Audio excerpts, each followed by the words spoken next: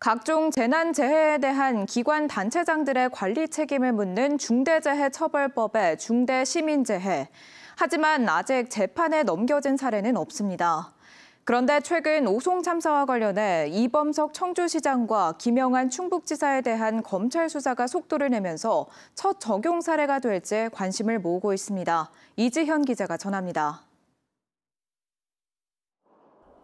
오송 지하차도 참사를 수사하는 검찰이 기관 단체장에 대한 첫 소환을 마쳤습니다. 지난 3월 이상래 전 행복청장을 시작으로 이범석 청주시장에 이어 김영한 충북지사까지 피의자 신분으로 불러 조사를 진행했습니다. 남은 건 중대시민재해 적용 여부입니다. 검찰은 여전히 수사와 관련해 별다른 입장을 밝히고 있지 않지만 기소에 부담을 느끼는 것으로 전해졌습니다. 중대재해처벌법이 시행된 지 2년이 지났지만 아직 적용 사례가 없어 기소한다면 첫 사례로 기록되기 때문입니다. 법률 해석도 갈립니다. 중대시민재해는 최고 책임자가 실질적으로 지배, 운영, 관리하는 시설의 설계, 설치, 관리상 결함을 소홀히 했을 때 적용할 수 있습니다. 이를 위해서는 관할 책임부터 따져야 합니다. 하지만 미호강과 참사의 직접 원인이 된 제방 관리 권한부터 이견이 있습니다.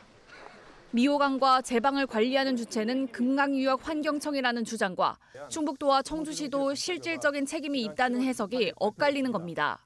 여러 실무자들 책임이 중첩돼 있을 때 최고의 경영 책임자를 처벌하자는 게 이제 이 법의 근거거든요. 환경부 장관으로부터 위임을 받아서 포괄적으로 그 관리 책임에 대한 게 이제 부여가 되어 있고요.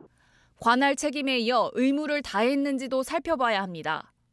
궁평 2 지하차도의 경우 충청북도에 관리 책임이 있지만 중대시민재해를 적용하려면 지하차도 유지 보수 등 관리를 실제로 소홀히 했는지 판단해야 합니다. 이 관리 범위를 두고도 의견이 갈립니다.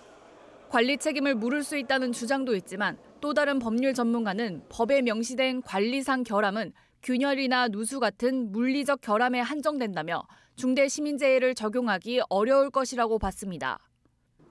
오송 참사와 관련된 수사가 마무리 단계에 접어들었다는 관측 속에 중대재해처벌법 적용 여부에 대한 검찰의 판단에 관심이 모아지고 있습니다.